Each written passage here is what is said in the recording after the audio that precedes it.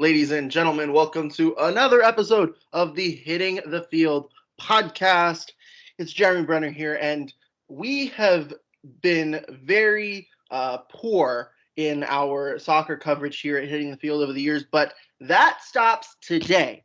And we have an exciting podcast today. It's a two-parter, sort of. It's a bit of what's going on in the news right now with soccer around the world. The Bundesliga recently opened up. Where are the other countries in terms of opening up their leagues from the pandemic? And we're also going to get into another GOAT debate between Leo Messi and Cristiano Ronaldo. And I have two of HTF's best and brightest football minds today with Robert Husby here today. Robert, how are you, my friend? I'm doing great. I'm so excited to talk about soccer. I'm happy that we're finally getting sports back on TV, and the Bundesliga started last week, and I'm excited to talk some soccer and debate some goats. Absolutely, and making his debut on the Hitting the Field podcast, Manuel Chimoy. Manuel, welcome to the podcast, and how are you today, my friend? Thank you. Pretty excited. Can we talk about finally a soccer podcast I wanted for a while? Yes, this has been in the cards for a while, and mostly me to blame as to why it's been this long, but better late than never, and hopefully this spawns the first of many soccer-related podcasts here at the Hitting the Field podcast. So we have the Bundesliga the Bundesliga isn't the first major soccer league around the world to open up, but it is probably the most high profile. Germany has been very strong with its coronavirus response, and it's allowed them to open up their league just a little over 2 months after the pandemic kind of struck the world. So Manuel, what does this mean for the world now that the Bundesliga is back? Well, I think it's definitely a big step. Obviously, from the first week, you could see that it went pretty smooth and pretty well. So there was one rule that they said that once on halftime you were supposed to what's it called? There's supposed to be like one team goes first and the other one goes after. They didn't really follow that rule, but I don't think they really minded, and I don't really see that point of that rule. But other than that, everything went pretty smooth. And it's definitely a big sample. That way, when Premier League, La Liga opens up, which they're aiming pretty soon in like 2 to 3 weeks, so it's a good step in the right direction. Yeah, Robert, what were you taking? What kind of changed the rules did you take? What stood out to you from this weekend, from the newness of this post-pandemic Bundesliga? Yeah, I think just the general, not really a surprise, but just the general unpreparedness they look, a lot of the teams. Borussia Dortmund, for example, I watched the Riviera Derby between Borussia Dortmund and Schalke, and that was Borussia Dortmund was all over them. And you even saw it in like the Bayer Leverkusen match. I think they played Wolfsburg, and they were just like, they haven't been in training very long, and so a lot of like really awkward goals were being scored, a lot of really, traditional saves that a goalkeeper should make. A lot of those were going in, a lot of balls off of defenders and stuff like that were going in. And I think just the general, not necessarily unpreparedness, but just the general, it shows that they haven't been playing in quite a while. So I think, as the league progresses into the next month or so, I think, these teams are going to start getting back more to form and, start looking a lot better than they did last weekend. But, it's just exciting to get back soccer and just to get it back in some level to where, we know it's going to happen moving forward, and these teams are only going to, get back to full form as we move along these next few weeks. Yeah, so this week was supposed to be the final week in the Bundesliga calendar originally, but they have kind of shrunk their season. Starting this upcoming week, they're going to start playing some midweek games to get some of these matches in play. And also, Manuel, so there was, just about 2 months of downtime here. So the original dates for the games that were supposed to be played last weekend were the 16th of March, the 13th to the 16th of March, and they were played from the 16th to the 18th of May. And now you're cramming in all of these games in this basically 1 month span. Teams are going to be playing 9 matches in the span of a little over a month. How do you think that could affect their fitness level? Well, I think it's definitely going to affect them pretty highly, which is kind of sad for the lower end teams. So like the people are like in this last stands in the what's it called, in the groups, or not groups, but in the standings, because they obviously always have to put their starting 11.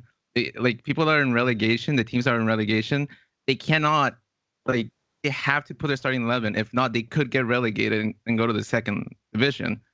So the high tier teams, Dortmund, the Bayerns, the Bayern Leverkusens, they can afford to put subs. They have subs that can actually, what's it called, sustain that team. And it's almost like they don't really miss like a Lewandowski, right? You got Mueller that you just put in there, but the lower teams, they don't have that. So I feel like it kind of makes it unfair a little, but there's really nothing we can do about it at this point, to be honest. But it's obviously going to affect them a lot. I know there was a rule. I don't know if it's just for Champions League, but they're making 5 subs. Robert, do you know anything about that? If they're doing it in the Bundesliga? I actually don't know that. I don't follow the Bundesliga that closely as far as like domestic leagues are concerned, but yeah, I know that it's the Champions League. You said that's instituting the 5 sub thing. Yeah. Yeah, they're I going to use, don't according to ESPN, I have the article pulled up here. They're going to use just 5 substitutes. I mean, that just shrinks your travel size, because these teams, Germany obviously isn't as wide of a country as the United States is. Where in the United States we're looking to possibly find quarantine bubbles so that that you can bring all the teams and they can all play in one spot to limit travel. But you're not seeing that really in the Bundesliga here, but you're seeing where they are shrinking their sub list. And when you have only 5 subs, I mean, one of them has to be a keeper, so you're really only able to get like 4 subs that could possibly see going into the game. So chances are, and the thing is, with fewer subs, more games over a condensed period of time, to me, I think that can be detrimental to the fitness level of these players. It's difficult because you want them to play, you want to see them back. I think that the fact that they are back is very positive, not just towards the players and the teams, but for the country. I think that we've seen how much sports can elevate a mood in a country. You've seen what the Last Dance has done to the United States, that being the only thing somewhat remotely close to sports. And you've also seen even the Korean League that broadcasts their games overnight. That has kind of elevated the interest of the Korean League in the United States. Do you think that the Bundesliga, being the first league open, does that help its popularity rise a little bit, Manuel, or do you think that it doesn't really matter at the end of the day? It definitely did. I'm pretty sure the spike for that Dortmund and Schalke game was actually huge. It was nuts. I don't remember the exact numbers, but I saw the chart and it was pretty big. Now, will they follow up after all the leagues are done, open up again? And that, I would say maybe not too many of them are gonna maybe follow up unless they're really shocked, right? And they're like, "Wow, what a great league and stuff, well, great teams." But like, other than that, um, not really. I don't know if they'll stay unless they're really shocked by it. Yeah, and Robert, what do you think about that? Do you think the Bundesliga is going to gain popularity for this, or is this just kind of a flash in the pan, if you will? I think initially they'll get the viewers, as Manuel said, but I don't see them maintaining it long term, just because the Bundesliga has traditionally been like the third biggest league in the world that's been watched, and it's not necessarily on the level of La Liga or the Premier League. And I think once the Premier League comes back, just because of all the NBC deals they have on U.S. television, I think it's going to be crazy how much watched the Premier League is going to be. And, they do televise the Bundesliga in the U.S. with Fox Sports, and there's a lot of American players that do go over there and, develop for the U.S. team.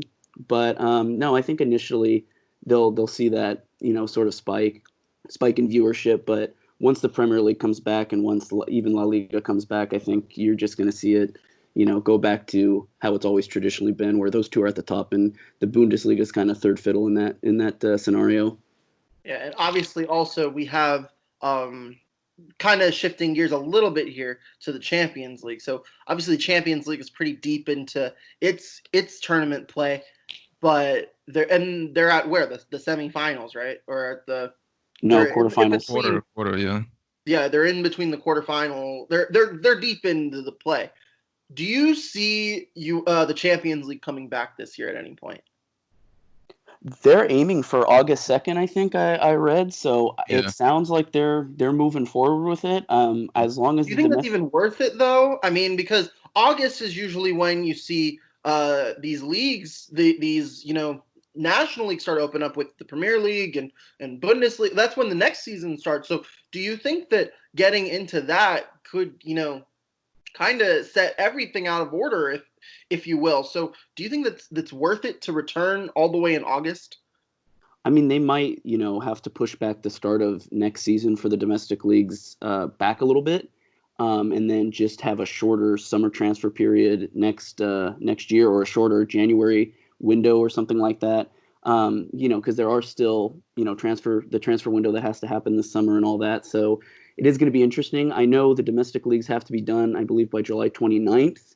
So that's about a week in between when the Champions League is, not even a week between when the Champions League is supposed to start back up. And you already have, teams like Liverpool that have been eliminated, and Atletico Madrid that are moving on, but they're not so deep into it where, they should. I don't know. I'm kind of split on it.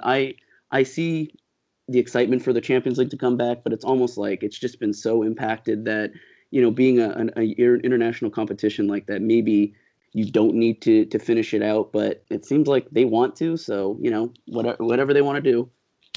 I mean, I think there wouldn't be as much of an issue, kind of, with the Bundesliga, where you're only playing domestically and you're only playing clubs that are in the country. But like, for instance, you have the Olympics that just said, we're not even going to think about doing this. We're going to say 2021.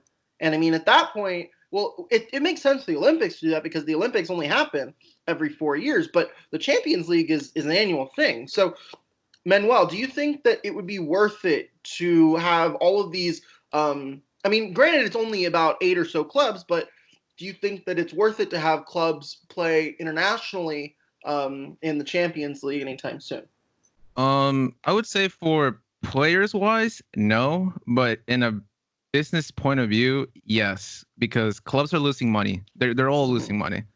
They need money to survive. They need money to transfer market. They need money for themselves, pay their workers, pay their players. A lot of their players took salary cuts, so they need money. And UEFA is also gonna need money. If not, who knows what could happen. But exactly, since they already moved Euros, they already moved Copa America. Well, I think Copa America, and there's really nothing to do there other than the leagues. So I would say if they're going to do it how they say they're going to do it, which is going to be all done in about 3-week time, I think it's fine. I don't really see a problem with it. But for the players, yeah, that's kind of screwed up. But everything else, I see the reason why. Do you really think 3 weeks from now we're going to see La Liga and the EPL actually open up? La Liga, yes. Premier League, there's a few Premier League players like Conte. I don't remember the other two. They say even if they do open up, they don't want to play or they're not gonna play, just because of the whole pandemic stuff. So I feel like the Premier League's a little bit more. They don't really know what might happen, and it's still in talks because Aguero is the Manchester City striker Aguero. He streams a lot on Twitch, and I've been watching him because he plays FIFA there. And he's every day he's says yeah, we still don't really know too much about what's happening. They don't really confirm dates. So their own players don't even really know what's happening too much. So for now, I would say For Premier League, it's kind of like unknown situation. But La Liga, they already have a set day. They already like training. They've been training for a bit. They already. It looks like it's going fine. So I feel like La Liga definitely will open up much faster than the Premier League will. Yeah. Robert, what do you think about La Liga opening up? Do you think it's going to be 3 weeks from now, or do you think that's going to be modified a little bit, pushed back to maybe July or so? No, it seems like they're perfectly on track. I know, just because I follow La Liga the most. I know the president of La Liga, Javier Tebas. He said that they're aiming for, it's not confirmed, but they're aiming for June 15th.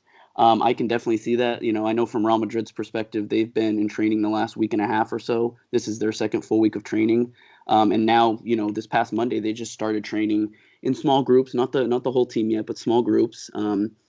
And they're going to get back to full training within the next week or so, I would think, just based on the timeline. And it seems like I think they're going to be first La Liga, and I think they're right on track to get started on June 15th, just based on training. And then I think you're going to see Serie A, Italy, get started after that.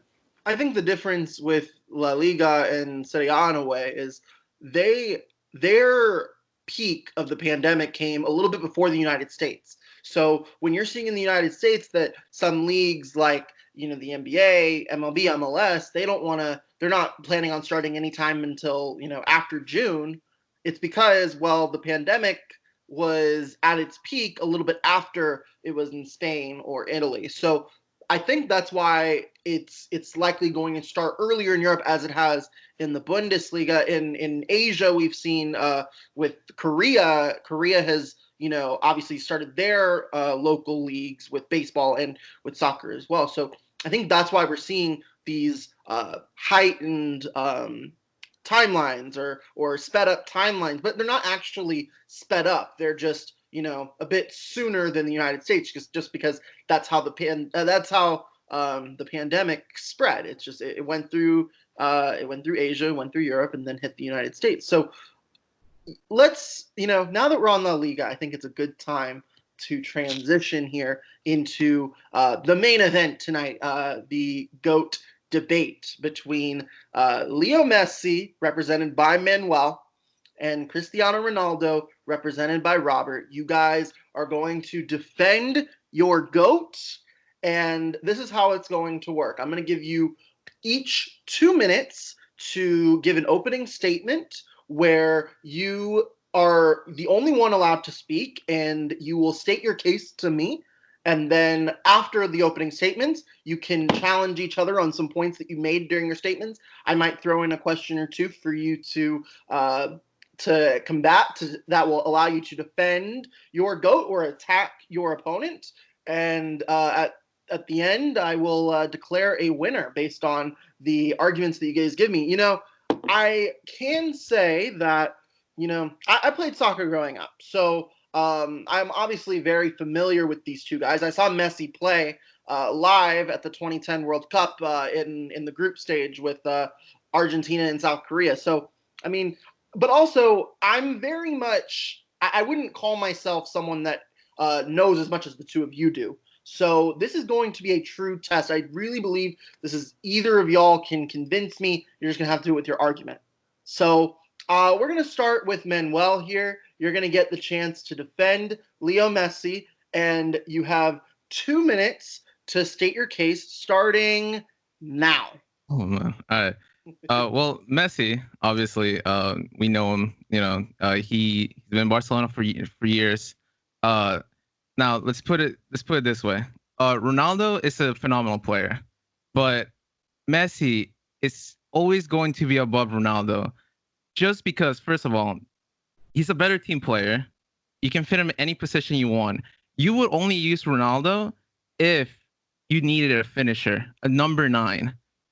But everything else in your team, you will always have Messi as a right winger, right mid, center attacking mid, striker, center forward, left mid, left wing, if you want to. Messi can fit so many teams and do the same amount of work that he will do in any part of the pitch. Messi has something that it's just alien-like. It's like magic. He did the same run as what he saw when he was growing up as a kid as Maradona, which is Maradona is one of the best players in the world. And some people say he is the best player in the world, like ever to play. But Messi copied it, absorbed it, and surpassed it. He has put a whole level above where they're comparing him to Pele, and they're trying to even figure it out who's better than the best in the world. Which for me, it's Messi than Pele. But Ronaldo hasn't even been close to being compared to Pele. And even some people will say it's a fraud, Pele, but I think it's pretty up there.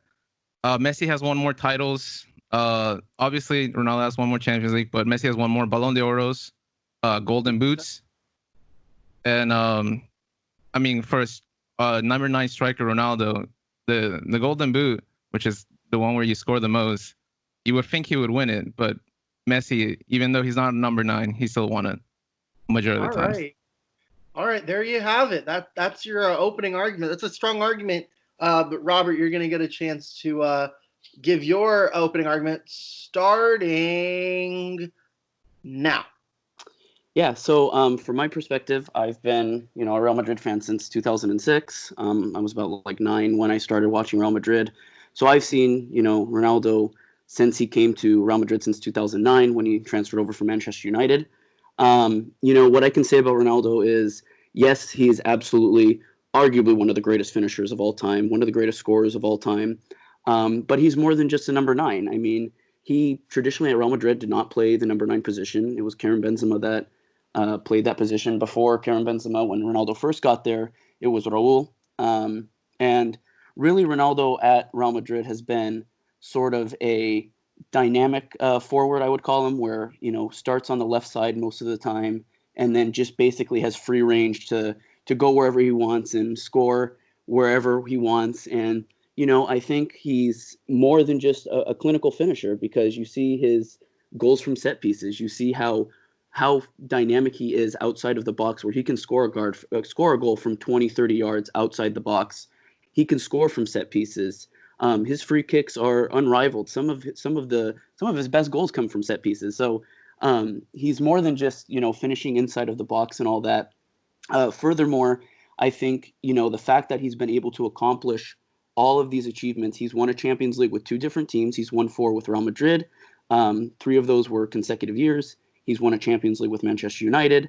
And, it's still up in the air what happens with Juventus. But he's played for 3 separate teams in 3 separate leagues. And he's been pretty successful in every league that he's been in so far. Scoring goals, winning championships. And I think that is one argument I would use against Messi, where doing it for 3 different teams and 3 different clubs in 3 different leagues, I think is really, really impressive. And I think that's really unmatched. Doing it in one league is okay. All right. You'll have plenty of time to expand on that argument. I just wanted to give everyone equal time.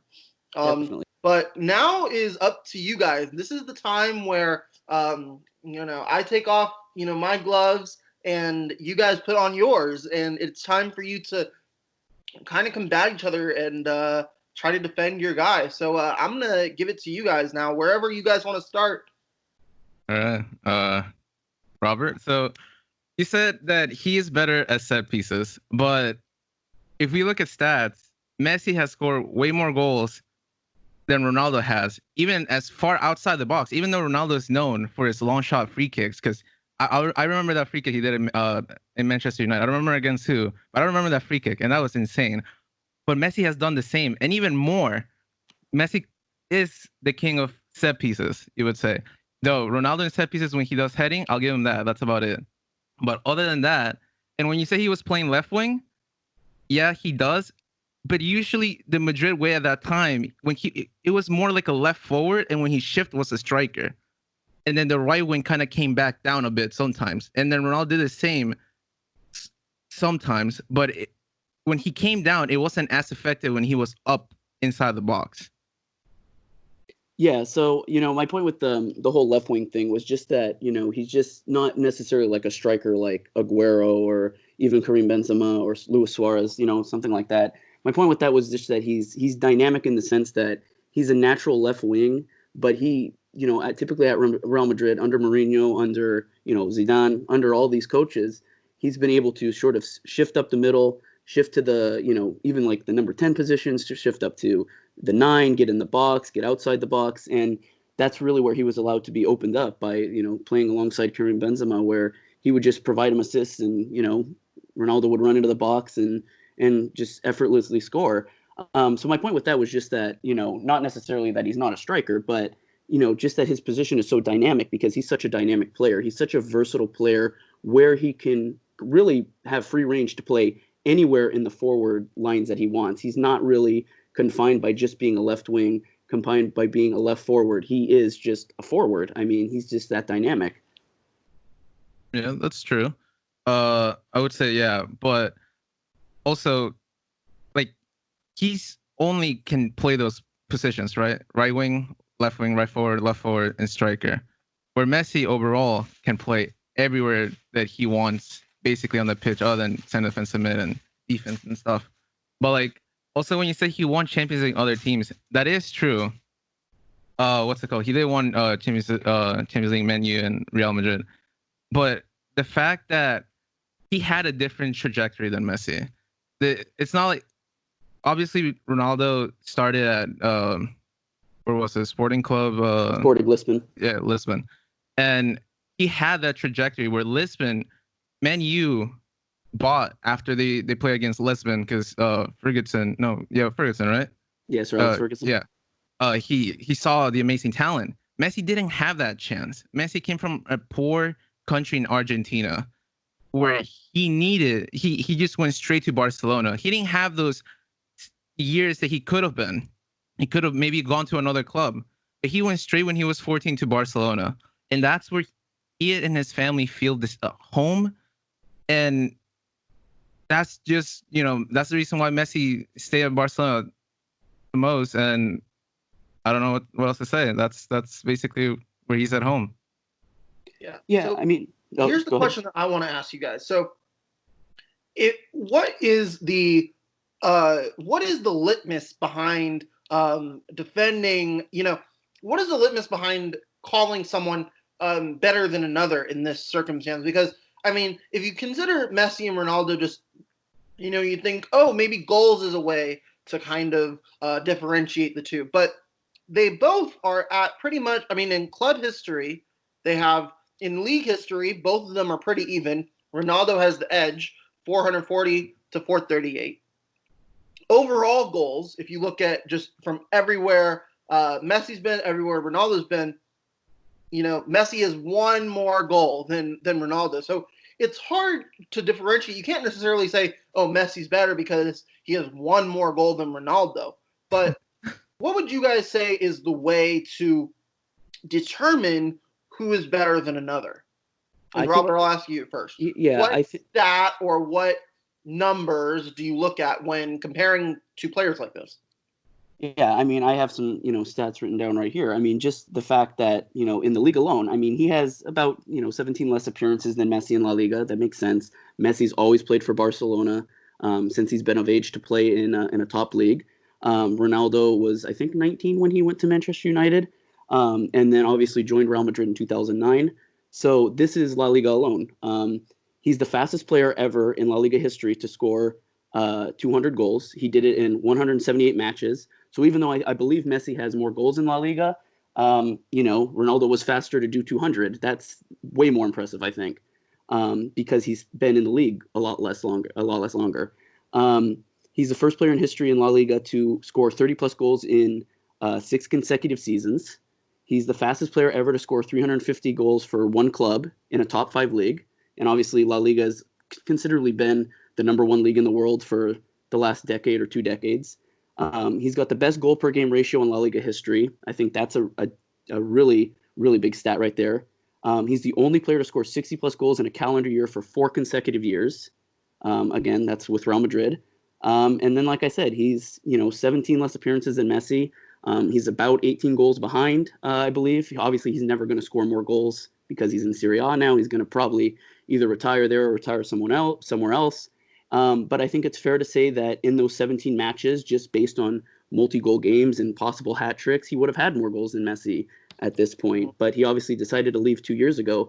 So I think just the goal per game ratio and the fact that he is the fastest player in La Liga history to score 200 goals. I think it just shows the incredible pace and rate at which he scores goals, and it's really unmatched. I mean, Messi's close, but Ronaldo's almost just by himself scoring all these goals at his own pace, really. Yeah, I mean, I think that the points about pace and just the quickness that he's done it is impressive, but also, Manuel, this kind of favors Messi here a little bit. I know. He's a little bit younger than Ronaldo, so I mean, yes, Ronaldo only played 2 seasons less than Messi, but or Messi's only played 2 seasons less than Ronaldo, but I mean, Messi's younger, so technically, if they're at the same, then Messi hasn't he done it quicker? But what stats do you look at towards comparing these two players?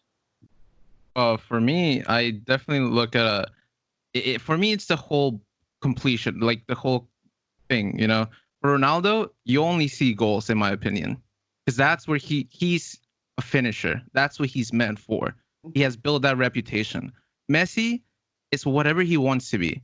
He has just I don't remember how many goals less. You said I think one. Oh no, you said one more goal than Ronaldo. So yeah, career goals you have Messi at 627 and Ronaldo at 626. It could not be any closer than that, pretty much. Yeah.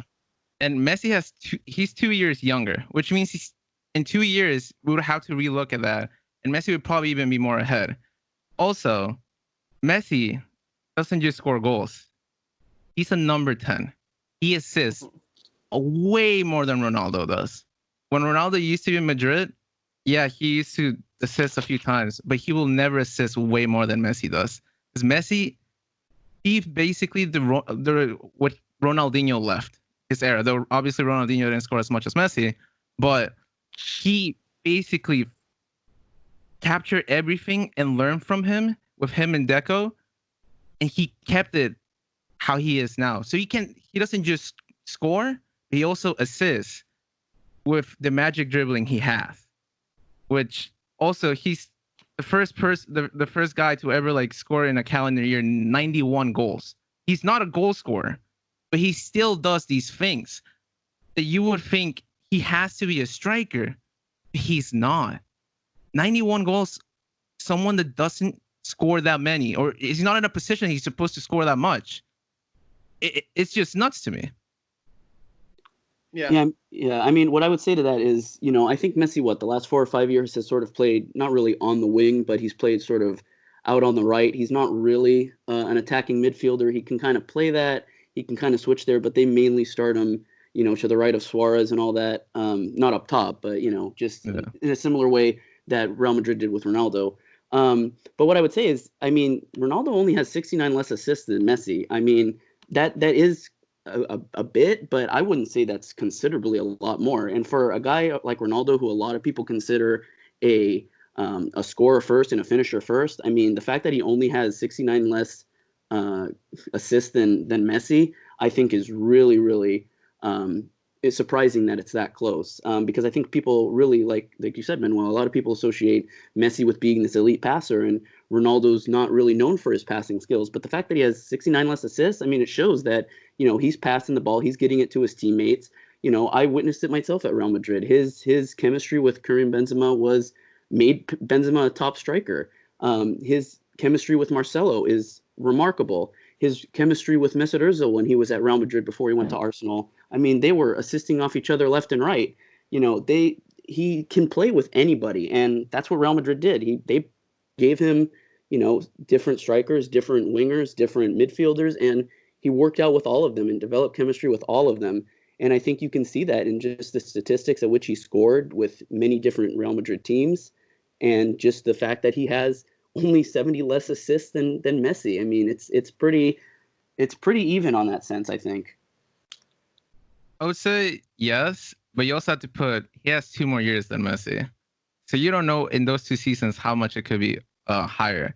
And about Benzema, he is an elite striker. Ronaldo basically made him pretty decent, even though I personally don't think Benzema is that good. Now that Ronaldo left, look how much Benzema has been to Madrid. He has been one of the best Okay, no, that's because Raul was one of the best strikers, I would say, for Madrid. But he has to be like really high up there now. He looks way different than when Ronaldo was there. He looks like he's free because he doesn't have to constantly be looking for Ronaldo and pass it to him. Ronaldo did do a few things. He did pass and stuff, but just look at the way that Madrid's playing more free now when Ronaldo's not there. That's what I would say.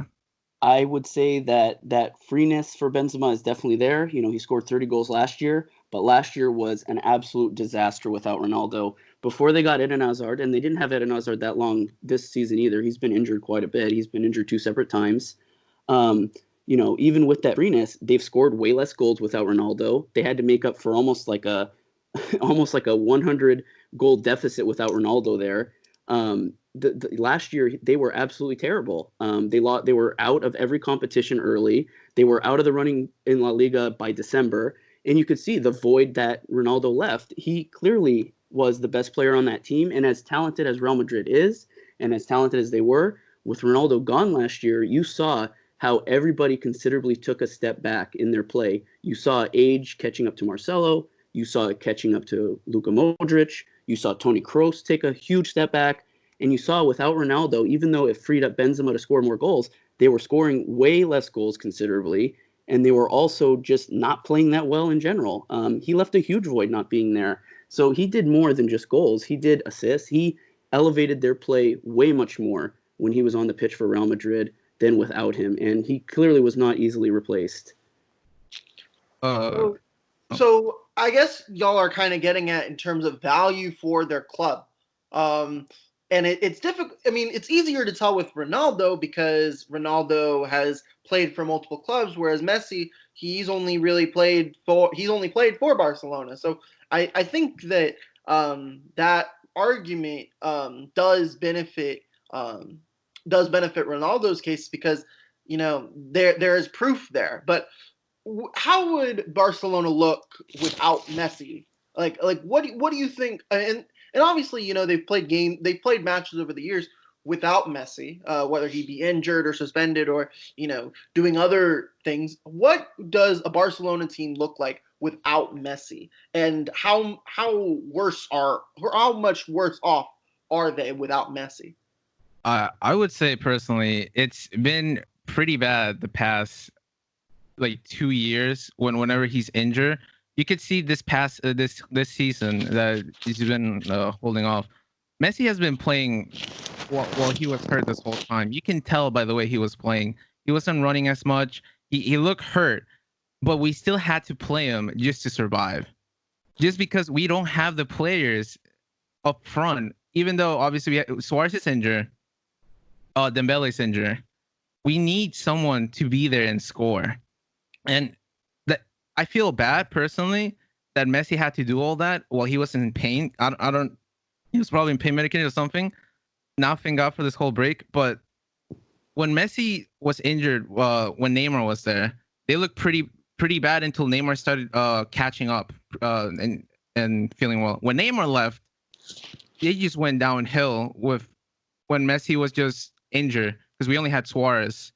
And at that time, our defense wasn't that well. And Messi was the true leader of that team. So whenever Messi's not there, it just feels like a hole at Barcelona. And to be honest, I don't even want to imagine whenever this happens. But yeah. Mm-hmm. So this is something that I usually have done on these GOAT debates. Is I've asked each person to send me privately a list of their top 5 players because I want to see where their opponent is on that list of 5. Is if Messi's your 1, is Ronaldo your 2? If Ronaldo's your 1, is Messi your 2? Or are they further down on the list? Are they 3, 4, 5? So what I want you guys to do now is I want you to Skype message me. We're using Skype now to record this podcast. So send me on Skype your top 5 in terms of top 5 players of all time. Obviously, your player is number 1, and where does your opponent's player rank on this top 5? And while Robert and Manuel are taking care of this, I'm going to take this time to share all of our other doings here at the Hitting the Field podcast. I'm trying to find the right words for it, but we have a lot of, as the summer rolls along, we are trying our best at Hitting the Field to provide year-long coverage. Our student-run sports show at UCF, obviously we're out for the summer, but we are trying to maintain our coverage all year round. So we are continuing this with the Hitting the Field podcast throughout the summer. We have recapped every episode of The Last Dance. That's what we've been doing pretty much for the most part of the entirety of late April and early May. So go and check that out. You can catch all of our podcast episodes wherever you listen to podcasts. You can subscribe to us on Apple Podcasts. You can also subscribe to our YouTube channel where all of our episodes are posted as well. We also have Take Me Out to the podcast, or baseball-centric podcast, working on getting new episodes for that as well. And of course, Hitting the Crew. Haven't had many episodes of that lately, but I believe we will be getting one out in the next couple of days. So be sure to subscribe to the Hitting the Field podcast wherever you listen to podcasts, and especially in Apple Podcasts. You can also subscribe to us on YouTube where you will not miss a single episode. So I have both of y'all's. Okay, perfect. All right. So we have I have Manuel. So I'm waiting for Robert. I have number one. Wait, maybe I do. Let me check. Yeah, I have. Robert, did you send it to me or? Yeah, I sent one. I'm just finishing up this last one. Gotcha. All right. So I have Manuel's here. I'm gonna save this for when it's best utilized later on in the podcast. But I kind of want to talk a little bit about Messi and Ronaldo head to head, because we've had in the past couple of GOAT debates that we've done MJ LeBron. We've done, we did Brady, Rogers. Like, the difference with those is that you're not, Brady and Rogers, they play against each other, but it's only ever so often. And even when they're playing against each other, they're playing against the defenses. But with LeBron and MJ, like, they never played against each other. We're kind of just talking hypotheticals. But with Messi and Ronaldo, them playing in the same league against each other during the height of their careers, we have a little bit more to go off of. So I want to talk to you guys about El Clasicos in the past, Messi, Ronaldo, El Clasicos, or is it Los Clasicos? I mean, I guess that's what it is, right, guys? But yeah, talk about Messi, Ronaldo in Barcelona, Madrid, and their matchups head to head over the years. It's not just La Liga, but outside of La Liga as well. So I guess whoever wants to take it. So from what I remember, at least, because I don't have all the things from what I remember since I was a kid, El Clasico, once Messi was getting up there, it was just you could see there was a point in time where Madrid were much better than Barcelona. They had, I think, over like 40 or 50 games won over them. So it was a pretty big gap. Or it was over 30 or 50. I don't remember exactly. So 30 or 50. But once Messi came and was part of the club and, started playing, became who he was, I'm pretty sure either we're tied now or we're one ahead of Madrid. Yeah. Which just tells you how big Messi has been for Barcelona. The fact that throughout all these years, that record that just looked like where Madrid was much better than Barcelona, he evened it. He evened it equally almost, which is nuts. That one player did that. Mm-hmm.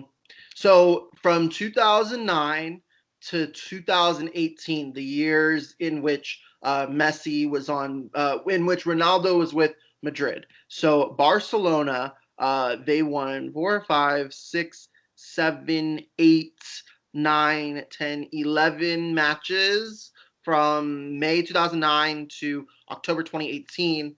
It's possible that by October 2018, Ronaldo was already gone, and he was already to Juventus, I believe. Yeah. Because when did he go to Juventus? He went. It was on summer. It was in the World Cup. 2018 after they won the champion after the World Cup, so he wasn't there yeah. for the October matchup. So I'll nix that from the total. But Real Madrid won 1, 2, 3, 4, only 4 matches, whereas Barcelona won 8 or 9. So obviously that number goes in favor to the Messi argument. But Robert, talk more about them head to head and why that does matter or should not necessarily matter when it comes to this debate. I think it has a lot less of an impact than head-to-head stats. I think the head-to-head matches played, since it is a team sport, since I think it's probably the most team sport. Like basketball is a very star-dominated sport. That's why super teams are so effective. But you see, even when teams try to institute super teams in soccer, it doesn't always work. I mean, we've seen plenty of those examples, but I think, the head-to-head, yeah, I think Messi does have the advantage there as far as, like, especially at the Bernabeu. I think Messi has always scored more there, and I think actually Ronaldo scored more at the Nou Camp than Messi has, but in terms of El Clasico matches. But, I wouldn't really consider that great of a stat. I think, there's a lot more factors than just one player on an 11-man team.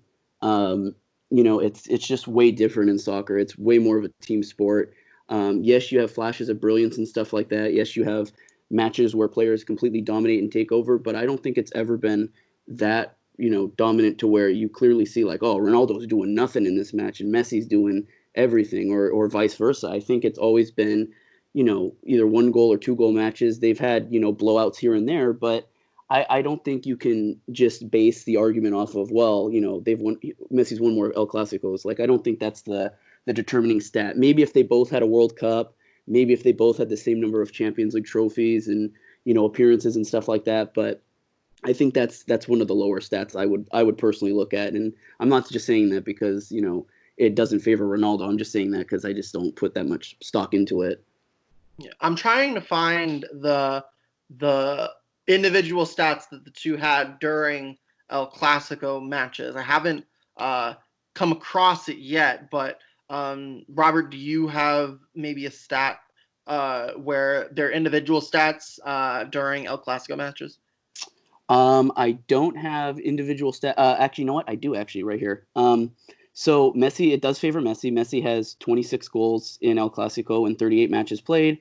Ronaldo has 18 and 30, so he's played 8 less Clásicos than Lionel Messi. So I don't know the individual breakdown. 18 and 30 for Ronaldo. That's 0.6 goals per match. And then what did you say for Messi? It was 26 and 38. 26 to 38.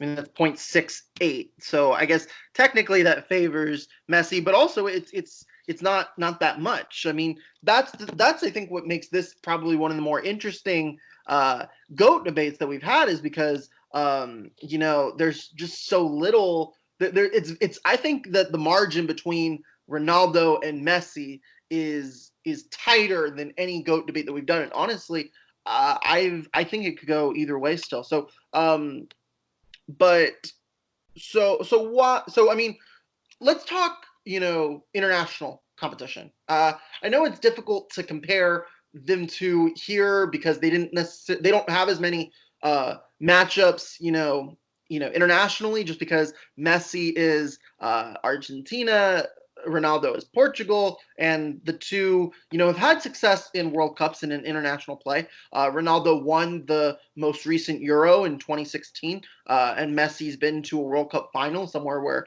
Ronaldo hasn't been. So how much does international play affect or change these two and their legacies? I think this is actually where it starts to really separate them internationally. And I know you're talking about Portugal. I'm going to mention the Champions League too, because there is a separation there. Mm-hmm. But I'm going to start with Portugal versus Argentina. Ronaldo has 54 goals to Messi's 29 in international play. Obviously, he's won the Euro. I don't believe Ronaldo played the Euro final. He was injured for that match, but Messi also didn't score in the World Cup final that Argentina made against Germany. So I think it's pretty even there. No goal scored. And then Messi's never won a Copa America. I believe Argentina's made two Copa America finals and never won one. And then obviously neither one of them has a World Cup. But I think Ronaldo's always stood out more in the group stage, and that's where he scores. In the qualifiers and in the group stage, that's where he scores his goals. And you even see it recently with Ronaldo when the 2018 World Cup was going around. Ronaldo was single-handedly keeping Portugal in that match against Spain. It's the reason they tied that match in the first place. He was all over them, and you saw his free kick work at work. You saw him really dominate Spain, and that was he was 33, 34 years old at that point, still dominating in international play. And then as far as the Champions League goes, because it is technically international, I mean, he's got most consecutive away games scored. That's a world record. That's 12 matches he did that in. He's got the most goals in a single Champions League campaign. That's with 17. That was in 2013. And then in overall goals scored, 105 goals to Messi's 83 in Champions League history. Now also, Ronaldo's played in more semifinals, played in more finals. He's won more Champions League finals. But I think the stats speak for themselves there. Ronaldo is the superior international player and the superior player in the Champions League. And you see it with goals. You see it with trophies. I think that's how you quantify this debate. La Liga, it's close. Internationally, it starts to separate a bit. So for me, I would say either they're both the same internationally, just because, put it this way, Ronaldo did win the Euros. He missed the final. But who actually won the Euros for Portugal that year? It wasn't him. As anybody that's Portuguese, it was Bernardo Silva that did it. Quaresma. Those two made them win the whole thing. World Cup, we go to Spain. Yes, he got a hat trick. Impressive, I'll give him that. But what happened that game that was much different than all of them? De Gea. De Gea wanted to play like Karius. I don't know why. And I was pretty mad because I'm from Spain. But De Gea wanted to play like Karius. De Gea was horrible at the World Cup. If you see the Portugal after those games, Ronaldo didn't do anything. He maybe scored one goal, I think. That was it. But that one game, that was just all De Gea's fault for me. And even though, yeah, it was the free kick was impressive. I don't even think De Gea at peak would have actually probably done that. But everything else, it was De Gea's fault, the reason why they lost and they tied. Now, for Messi in Argentina, he didn't score in the final, yes. But he took them all the way to a World Cup final. Just because he maybe didn't feel that good. I don't know if it was nerves or whatever it was, where he finally reached that peak and he was probably going to be above Pele, because once he got that World Cup, this argument would have been over. I don't even think we would have had this argument, just because they would already put him above Pele, and that would have been it. But the fact that Messi, Argentina, was never that good. Ronaldo has a way much better team around him. That's the reason why they won the Euros without him in the final. And to put it in perspective, Portugal shouldn't even have been in the Euro finals. They were third seed in that group stage. And the Euros, I don't know why, they decided, you know what, let's bring everyone from the 13 groups back in the tournament. They were eliminated. They weren't even supposed to be there. So for me personally, that Euro was really lucky, because at that time, I don't think Portugal should have won. For me, easily, it would have been Spain in 2016. But he has not really done too much of the World Cup other than that hat trick he got in Spain. And Messi has took him all the way up there. And even almost, even though it was, I think it was 4-2 against France, he almost maybe did it again. But that was against the champions, and France looked just much more phenomenal than everyone else. But Mbappe is in a whole nother world. But the fact that maybe there was a chance there just speak to itself that Messi could have maybe done it again. But the thing is, Argentina's team is just not as good, sadly, as Portugal's is. See, I would disagree with that. I actually don't think Portugal is that good as far as European teams are considered. That's why they've never really made it that far out of the World Cup stages. I mean, just looking at caps for Ronaldo versus Messi for a World Cup, just based on matches played in the World Cup, Ronaldo has 2 less. He's got 1 more goal, and he's got 3 less assists than Messi, and that's in 2 less appearances. And that's particularly because Messi made the World Cup final, and Ronaldo. I don't even think Portugal made it out of the group stage in the 2014 Brazil Cup. So I mean, just looking on comparisons here, in 2006, both had 1 goal. Messi had 1 more assist. In South Africa, Ronaldo had 1 more goal, and they were tied on assists, and Ronaldo had 1 less appearance. In Brazil, Ronaldo had 4 less appearances, 3 less goals, but they were tied on assists. And then Russia, again, Portugal, he had that hat-trick game against Spain. He had 4 goals, no assists, 4 caps, and Messi had 2 assists and 1 goal in the same amount of appearances. So, I mean, it's pretty even. Goals obviously favor Ronaldo, and he has 2 less appearances than Messi. So I think that's a bit more impressive. But I don't think Portugal's ever been that while Ronaldo's been there. I mean, they've historically had 2 elite players: Luis Figo, who was obviously retired before Ronaldo took over. Now it's Ronaldo, Bernardo Silva. Ricardo Quaresma fell off the face of the earth. They got Pepe still, but he's like 35. Gonzalo Guedes is there, but he's not very good.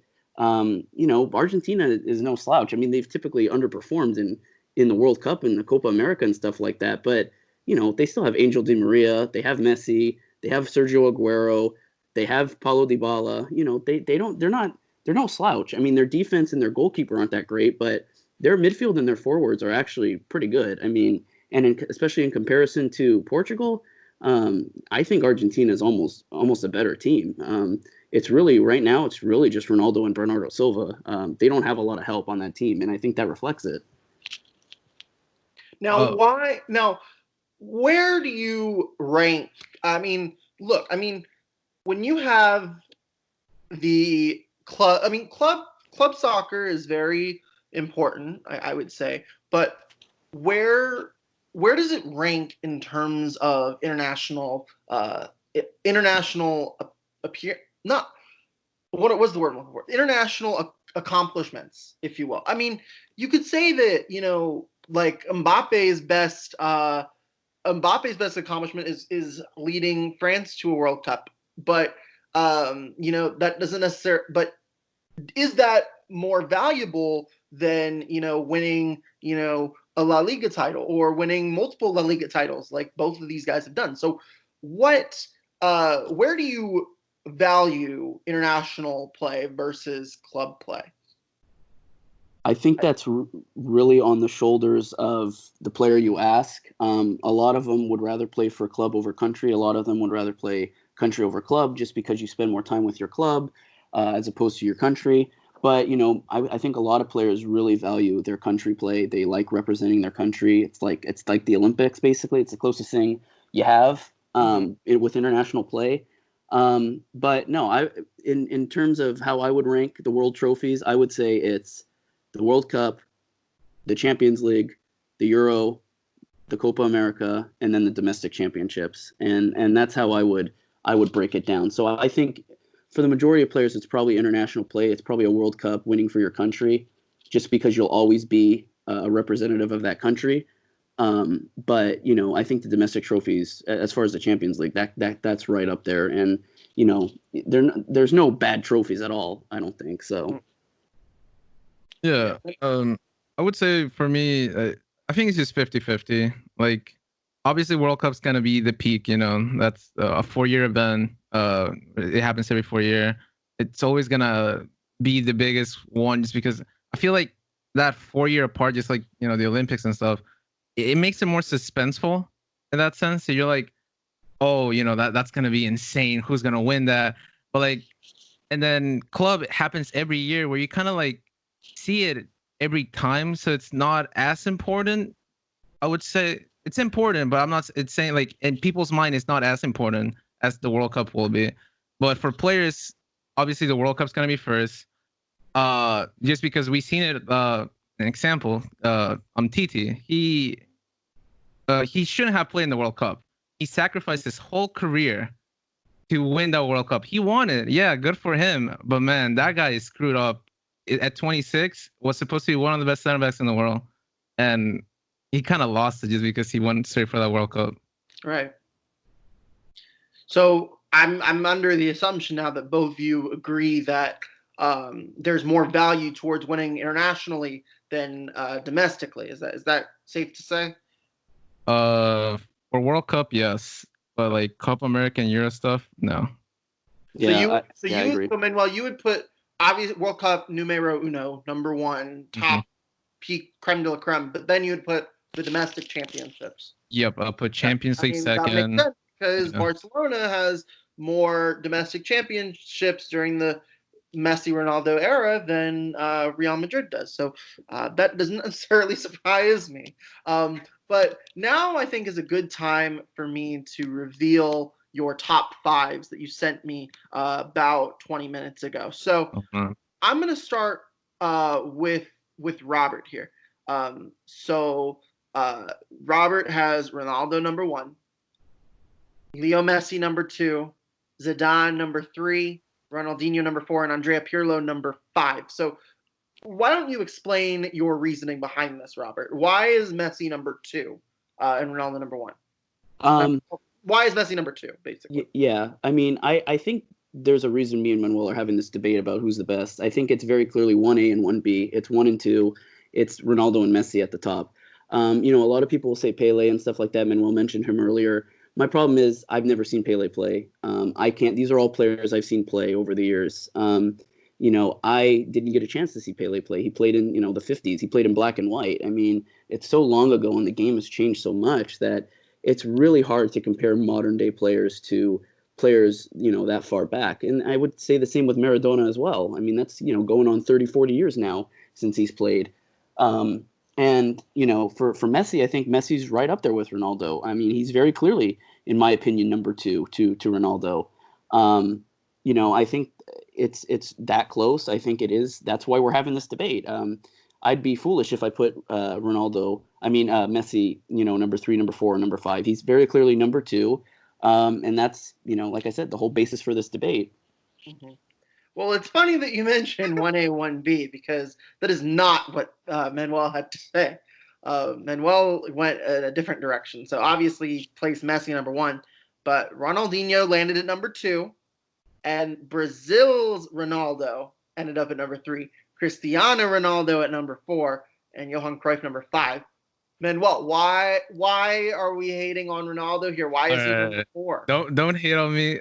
That's just my top five. So like this is how I put it, right? So come into my mentality real quick. If let's say it was a 1v1, right? Or like that team going against that team at that time. If there was a way we could do it, and I put all of them in their prime, right? So like prime Messi, prime Ronaldinho, prime R9, prime R7, prime Cruyff. If I see those people going ahead each other in their prime stages, I think that's how the order would be, in my opinion. I seen the things R9 has done, Brazilian Ronaldo. He hasn't personally done Ronaldo, Portuguese Ronaldo, Cristiano Ronaldo. It's nuts. But if you see how R9 play at those times, that was incredible. There's a reason why he's loved and never hated by both teams, even though he left Barcelona for Madrid. As a Barcelona fan, that hurt me, but I didn't really care because he was an amazing player either way. When he scored at Barcelona, I even clapped, and I'm not supposed to like him.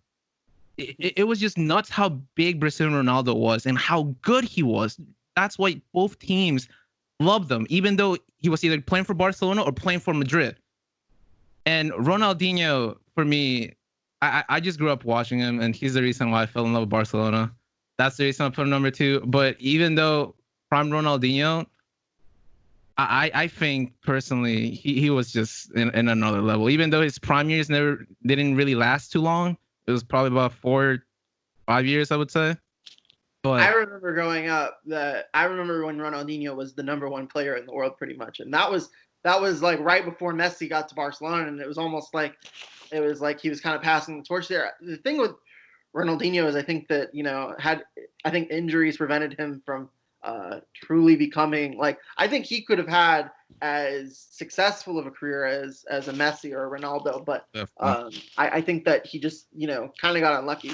and he kind of got in the way on his own as well, with various, with just, I think he was also part of his own worst enemy in a way. But Oh yeah, for sure. Robert, how does that got to make you feel some kind of way? He just diss your guy. Like, how does it make you feel? I can't. I was going to put Ronaldo Nazario in my top 5 as well. I was stuck between him and Pirlo. I didn't personally see Ronaldo Nazario play just because I was been way too young at the time when he was at Real Madrid.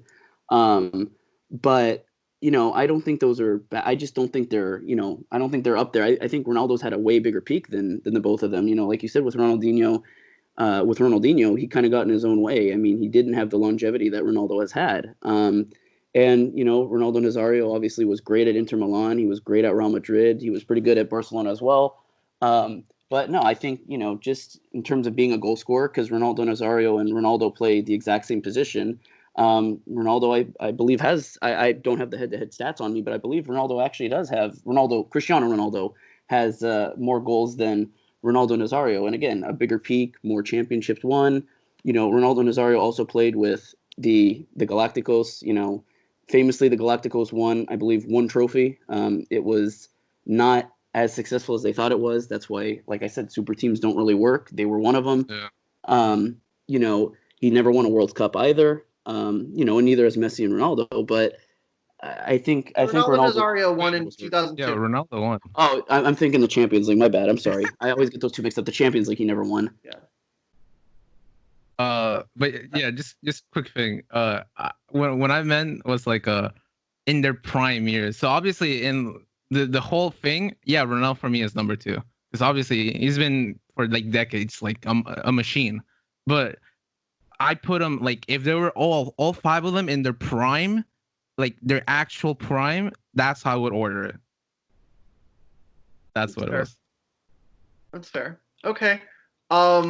You guys have definitely, I thought that this last, 45 minutes-ish, hour-ish would make things a little bit easier for me, but you guys have only made it that much more difficult. So thank you very much. But I think now is a good time to kind of move into the closing arguments here. Robert, you're going to give your closing argument first because you went second in the opening argument. So I'm going to give you 2 minutes here to give your final pleas, your final presentation of your case as to why the GOAT of soccer is Cristiano Ronaldo. And your 2 minutes start now.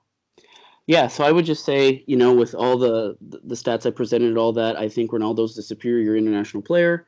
I think when it comes to big matches like the Champions League and big competitions like that, Ronaldo is superior in the Champions League. Ronaldo is pretty close in La Liga, considering he is 2 years older than Messi, but he was also accomplishing stuff in a different league. When he got to Real Madrid, he started scoring way more goals for Real Madrid and at a faster pace than Messi did for Barcelona. And again, that factors in 2 years that Messi had on him in La Liga. Ronaldo, not only, we mainly talked about Real Madrid, but Ronaldo is Manchester United's all-time leading goal scorer as well, I believe. So and he has 42 or 43 goals in like 53 matches with Juventus as well. And he's 35 years old. He's still going very, very strong. He could still win another Champions League if Juventus find themselves in a finals position this year. He's dominant from everywhere. He doesn't assist that much less than Messi. He scores a ton of goals. He's a great finisher. He's a great set piece player. He's just dynamic. He's everywhere. He can do it internationally. He can do it in competition, and he can do it in domestic leagues. I think he's the most complete player I have ever seen personally. And I'm very proud that he got to play for Real Madrid for all those years. I'm glad I've been able to witness his greatness. It's very close between the two of them, but I think Ronaldo edges him out based on all those stats. And, Ronaldo is able to score goals that a lot of people can't. He scores a ton of headers because of his height, because of his athleticism. Of course, one of the greatest goals I've ever seen against Juventus, 2018 Champions League semifinal, the bicycle kick. So much so, Juventus fans were on their feet clapping for him. The guy can do things that a lot of players can't do because he's tall, because he's athletic. He's a freak of nature. There's a reason he's been dominating all these years for 3 separate clubs. He's my GOAT. And I don't think that's going to change for quite a while. And you see the void he's left at Real Madrid and how they've had to spend so much money to try and fill him. So that's all I got to say on him. Well said. Well said. All right, Manuel, take us home here with your argument. You're going to have 2 minutes for Messi, and your time starts now. Well, for me, Messi, he has won most Ballon d'Oros, so he already has an edge on that. More FIFA World Player of the Year. He's been on FIFA World 11 13 times, the most appearances. He has had 96 goals in a calendar year. He's not a striker. The reason why Ronaldo has way more a little bit more goals than Messi, because Messi's not a finisher. He doesn't do that. He passes, he assists, and he scores whenever he wants. For a complete player, like he says Ronaldo is, for me, a complete player is someone that can do everything in any position that they put him. For me, Messi, it's that thing. He could actually play until he's 38, 39, just because he could drop back like Iniesta did, Xavi did. That's why they played in Barcelona for so long, because they dropped a little bit back, but they could still play at a high level, even though he's not going to play as his peak, but he could still play here for way many years. Ronaldo, I would say, only has a 1 to 2. He's not going to be able to play left mid, right mid. He's not going to be able to play center attacking mid, center mid. So Ronaldo is definitely going to retire way sooner than Messi will. Just Messi can do everything. For me, that's a complete player. That's also why Ronaldinho was my number 2, because he's a complete player. But if we're talking about finisher, a number 9, guy that will score you, I will go for Ronaldo.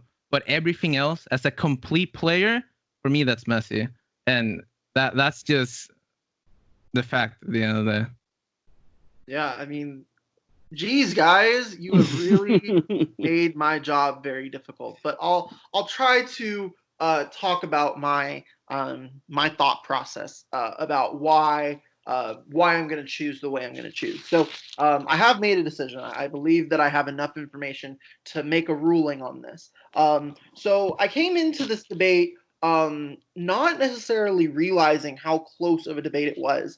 I think when I was younger, I saw both of these guys kind of in the same light. I think Messi had a more global appeal, which is why I think I think more people prefer Messi over Ronaldo worldwide. Although Ronaldo kind of has transformed himself into kind of a like a figure, not just in on the pitch, but off the pitch as well. So I think there's a difference with that as well. But that's not necessarily what we're judging here. We're judging the numbers and the player, not the person off the pitch. So I think what I didn't realize coming into this is how close they were. Once we talked about total goals, because that's obviously a very easy benchmark. However, it's hard to tell with these two because their goal totals are just so close, and it's a lot closer than you would really expect. And then we started talking about El Clasicos, and I think Messi had more success during El Clasico, but we also talked about international play and how that was deemed to be more important, I guess, to players than club appearances. And Robert, you mentioned all these points about Ronaldo being a better international player than Messi, and I do believe that he is. But that isn't necessarily what today's debate is about. The debate is about just pure Ronaldo versus Messi, who's better. And I think the argument was deemed over at the very end when Manuel was talking about how much of a complete player Messi is. And even though he's not a striker, he still has just as many goals as one of the best finishers, if not the best finisher to ever play the game, which is Ronaldo. So with that, I'm going to give this win to Manuel, and I'm going to declare Messi the GOAT. But Robert, this was you made it very difficult for me. I was really going to go for Ronaldo when you were talking about international play, and Manuel kind of gave it away, where he was like, yeah, international play probably is seen more more important in the eyes of people. But this is a very, very strong arguments from the both of you, and job well done to both of you. But Manuel, congratulations, you I guess are today's winner. Yeah, well argued, Manuel. Very good Yeah. discussion. Good thing, Robert. This is probably the best GOAT debate we've had, easily. I think you guys. I think it was. I wish we had done this sooner, because this was perfect. I couldn't be more happier with this debate, and hopefully we can see a lot more of these. I think that the more we tap into this, the more we'll find, and I think this was just scratching the surface. So I want to thank you to both for coming on today and giving the strongest arguments that you could, and for giving your insight. So thank you guys.